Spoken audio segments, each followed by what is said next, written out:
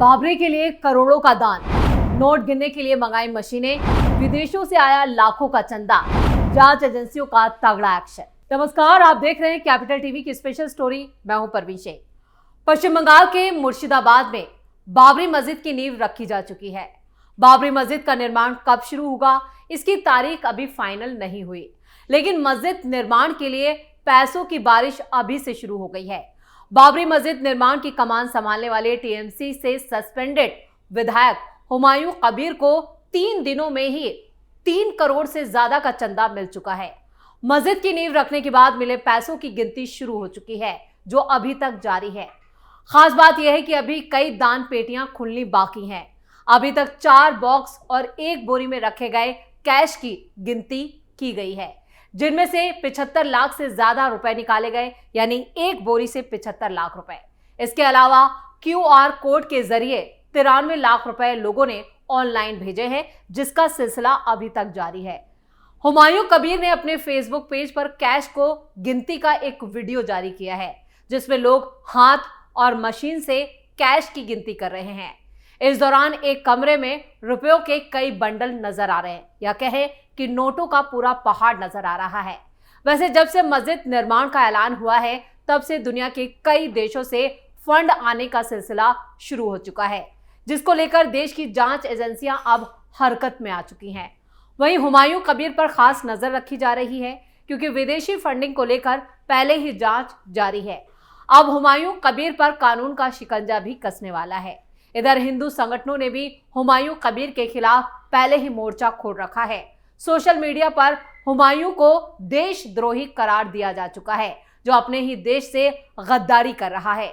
हिंदू संगठनों ने साफ कहा है कि टीएमसी नेता हुमायूं कबीर जैसे देशद्रोही ने बाबरी मस्जिद की नींव रख दी। लाखों की तादाद में लोग वहां ईंट और चंदा लेकर पहुंचे। कोई बात नहीं, हम भी जल्द बुलडोजर लेकर पहुंचेंगे। हिंदुओं ने एक बार फिर से कार सेवा करने का मौका मिलने की बात की है, यानी अब इस बाबरी को भी पहले की बाबरी मस्जिद की तरह ध्वस्त करने की बात की जा रही है। बाबर जैसे आक्रांताओं के नाम पर इस देश में कुछ भी नहीं रहने दिया जाएगा, हिंदू संगठनों का साफ ऐलान है। बंगाल में बाबरी के लिए पैसों की बारिश। मुर्शिदाबाद के बेलडांगा में बनने वाली बाबरी मस्जिद के लिए मुसलमानों ने अपने खजाने खोल दिए हैं। टीएमसी से निलंबित विधायक हुमायूं कबीर ने 6 दिसंबर को मस्जिद के लिए फीता काटने के बाद चंदे की अपील की थी, जिसके बाद चंदा देने की ऐसी होड़ लगी है कि सभी हैरान हो गए हैं। बेलडांगा में रखे 11 बक्से देखते ही देखते नोटों से भर गए। सोशल मीडिया पर फैलाए गए QR कोड के जरिए भी पैसों की बारिश होने लगी। हुमायूं कबीर ने बताया कि सोमवार शाम तक खुद ऑनलाइन UPI से 2 करोड़ 47 लाख रुपए जो थे, उससे जो अमाउंट है, पूरा जो रकम है, वो इससे भी ज्यादा पार जा चुका था। 6 बक्सों में रखी कैश की रकम भी 57 लाख रुपए से ज्यादा, यानी धीरे धीरे ये 97 लाख तक पहुंच गई। और मंगलवार को भी मशीनों से पैसे की गिनती जारी रही। मुर्शिदाबाद में बनने वाली बाबरी मस्जिद के लिए न सिर्फ पश्चिम बंगाल से, बल्कि देश के दूसरे राज्यों से भी लोग चंदा दे रहे हैं। जानकारी के मुताबिक टीएमसी विधायक हुमायूं कबीर ने बाबरी मस्जिद बनाने के लिए 38 करोड़ रुपए का बजट जो है उसका अनुमान लगाया है, यानी ये इससे ऊपर जा सकता है। 6 दिसंबर को मस्जिद के शिलान्यास के बाद चंदा देने वालों का सिलसिला जारी है। बेलडांगा में लोग ईंट के साथ कैश रकम लेकर पहुंच रहे थे। वहां चंदा देने के लिए 11 डोनेशन बॉक्स रखे गए थे। शिलान्यास के बाद बड़े बड़े स्टील के बक्सों में कैश डालने के लिए धक्का मुक्की हुई। लंबी लंबी लाइनें लगी थी। लोग नोटों की गड्डियां बक्सों की तरफ फेंक रहे थे। कई नोट निशान से चूक गए, लेकिन फिर भी वो कोशिश करते रहे कि उनका दान बक्से में जाए। ऐसे नोट से भरे कई बोरे सामने आए हैं। आखिर में खुद हुमायूं कबीर को अपील करनी पड़ी कि अब डोनेशन ना दें, क्योंकि बैंक में कैश जमा करने की लिमिट क्रॉस कर चुकी है। 30 टीचरों पर कैश गिनने का जिम्मा। रविवार रात को ही कबीर ने स्थानीय मदरसों के 30 शिक्षकों को अपने बहरामपुर के घर पर कैश गिनने का जिम्मा सौंपा। ये गिनती CCTV कैमरे की निगरानी में हुई और पूरी प्रक्रिया को पारदर्शिता बनाए रखने के लिए सोशल मीडिया पर लाइव स्ट्रीमिंग भी की गई। हुमायूं कबीर ने खुद कहा कि जनता का ये समर्थन सभी उम्मीदों से परे है। उन्होंने ये भी दावा किया कि भारत के बाहर से भी दान आया है, यानी विदेशों से भी फंडिंग की जा रही है।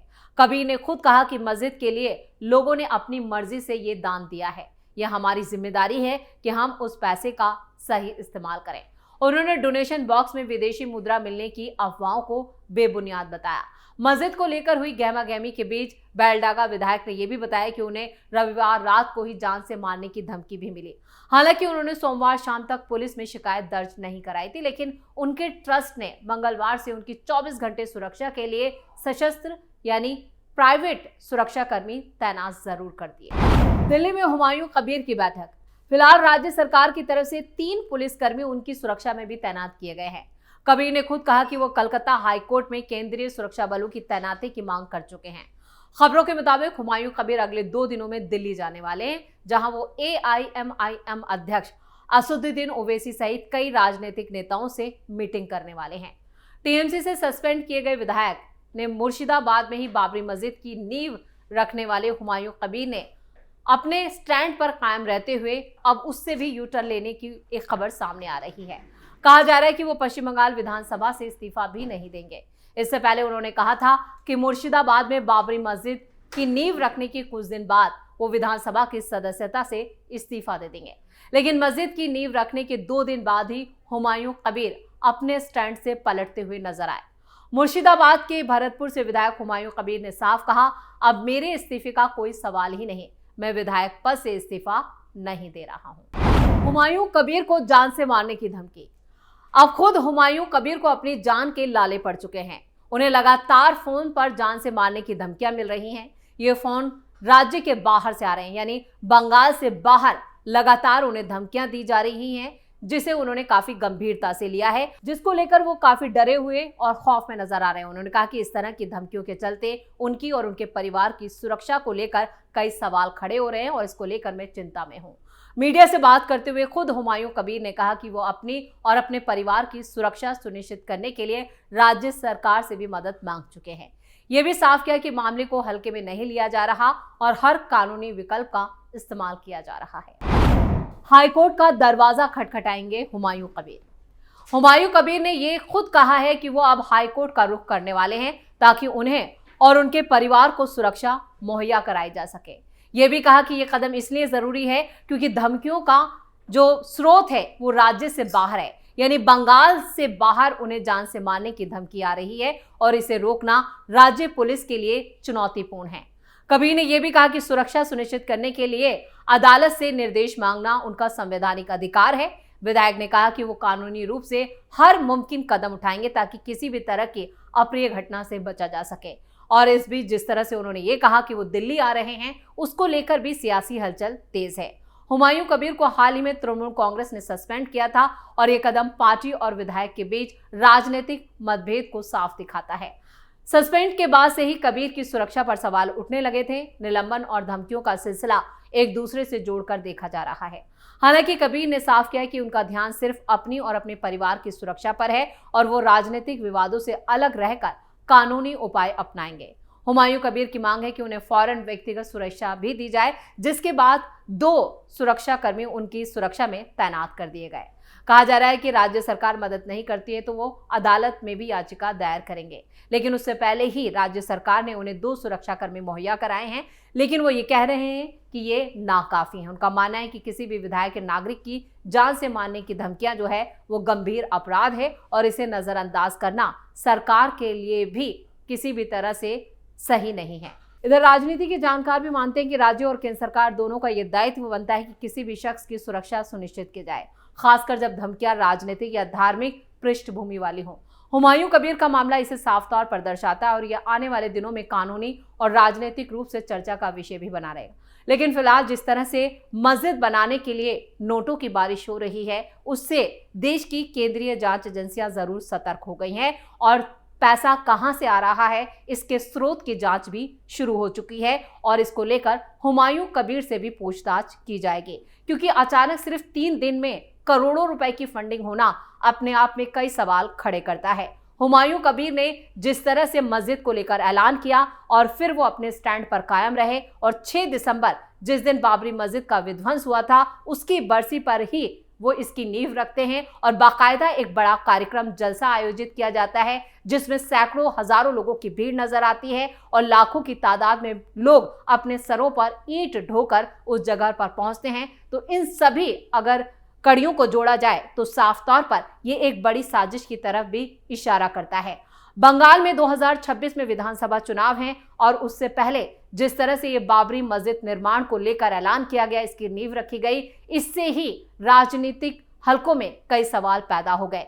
क्या ये ममता बनर्जी और हुमायूं कबीर की साजिश है? जबकि कहा यह जा रहा है कि हुमायूं कबीर किसी और के इशारे पर यह सब कर रहे हैं, वो सिर्फ एक मोहरा है और इस मोहरे के पीछे जो चाले चल रहा है वो कोई और है, यानी पर्दे के पीछे ये किसी और की साजिश रची जा रही है। और देश में एक बड़े दंगे की साजिश को लेकर भी जांच एजेंसियां अब अलर्ट हो चुकी है। इधर केंद्र सरकार की तरफ से भी इस मामले पर नजर रखने की बात कही गई है। बीजेपी शुरुआत से ही इस मस्जिद के निर्माण को लेकर इसका विरोध कर रही है। लेकिन अब देखना यह होगा कि इस पूरे मामले में आने वाले दिनों में क्या क्या नए मोड़ आते हैं और क्या नए ट्विस्ट आते हैं। फिलहाल तो हुमायूं कबीर अपनी जान बचाकर दिल्ली की तरफ भाग रहे हैं, क्योंकि उन्हें जिस तरह से हिंदू संगठनों ने और बाकी की जो उन्हें धमकियां मिल रही हैं, उनके राजनीतिक प्रतिद्वंदी उन्हें जान से मारने की धमकी दे रहे हैं, उससे यह मामला और भी ज्यादा पेचीदा हो गया है। इसी के साथ स्पेशल स्टोरी में इतना ही। वीडियो कैसा लगा कमेंट करके अपनी राय जरूर दें, वीडियो को लाइक करें, शेयर करें और कैपिटल टीवी को सब्सक्राइब जरूर करें।